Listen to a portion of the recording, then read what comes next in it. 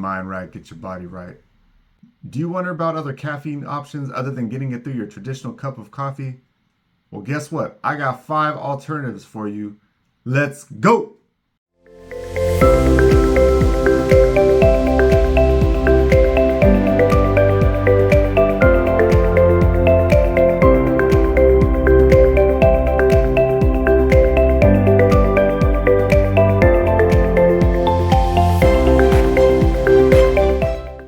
Alright, so let's get right to it. So first off, what is caffeine? It's a substance that stimulates the central nervous system and gives you that cognitive enhancement. Alright, so let me tell you, I tried to function without caffeine. I went almost 3 weeks without it. And with those 3 weeks, I probably took more naps than preschool and daycare combined.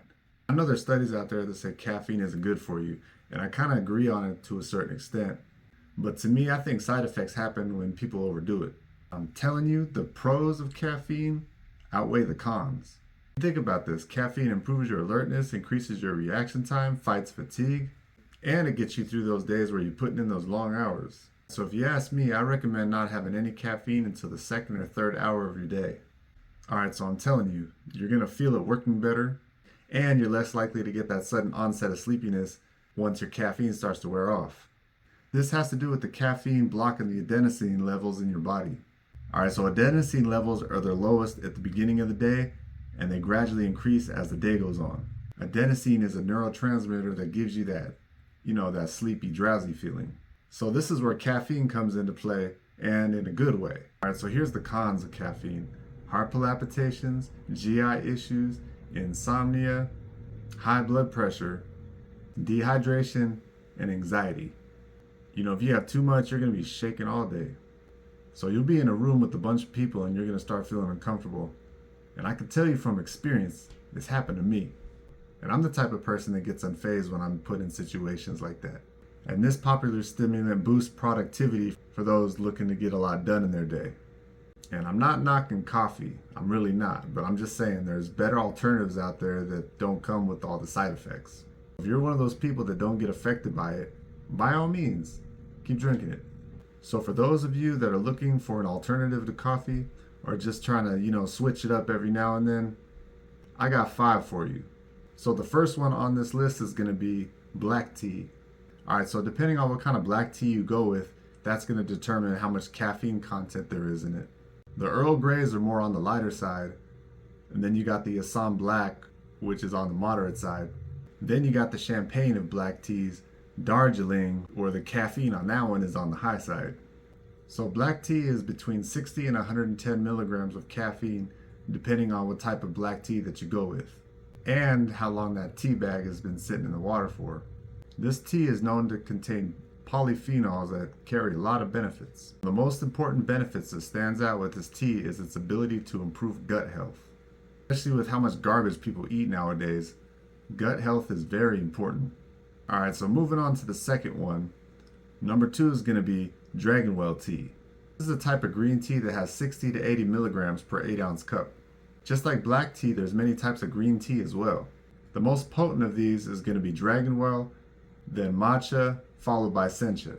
Green tea contains L-theanine, which is great for the brain and helps the body handle stress. So the third one on this list is my favorite. It comes from the Thea broma tree, cacao. Cacao is not to be confused with cocoa. One is good and one is garbage. The caffeine content of this is 30 milligrams to 60 milligrams depending on how much you have. If you're getting it through the bar, just remember, the higher percentage of the cacao, the more antioxidants and the more caffeine that it's going to have. Another thing that you could do is you can get the powder with the cacao and mix it. Whatever way works better. Number 4 comes from the Andes mountain range in Ecuador and has been used for over 2,000 years. This is Guayusa. The caffeine content on Guayusa is going to be 40 to 60 grams per 8-ounce cup.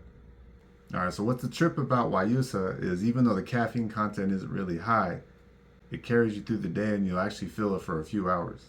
This tea is known for boosting your immune system, enhancing weight loss, and improving your dreams. So me personally, I didn't really feel this, but check out the tea when you drink it, because everybody's different. This next one is actually stronger than coffee. It's included in energy drinks, and this right here lasts for hours on end. This is derived from the seeds of the Polinia cupana plant, Gana. So the caffeine level with guarana is on the high side. We're talking 80 milligrams all the way up to 160. Benefits of guarana include improving concentration, helping with your digestion, and improving pain. I mean, it's nothing on the crazy level, but it helps. But we went ahead and we talked about the pros with guarana. Now here's the cons. Heart palpitations and headaches. Unless you're one of those that doesn't really have issues with high caffeinated stuff, I wouldn't really take this one every day. So guarana is for those that don't usually have issues with high caffeine content. But if you're one of those that does have a lot of issues or does get side effects from caffeine, I wouldn't even take guarana every day. You can also find guarana in extract form. So whatever you do, don't exceed what the bottle says, because you're going to mess around and watch the sun come up if you do. Don't take more than 300 milligrams a day. If you take any more than that, you're putting unwanted stress on your heart. And if you're 40 and up, I wouldn't go more than 250 a day. So if you have any other coffee alternatives, go ahead and leave them in the comments below. And go ahead and share your experiences with the ones in this video. Do me a favor, hit that like button. If you like the content, subscribe to my channel. These are my 5 coffee alternatives. This is Mike, and I'm out.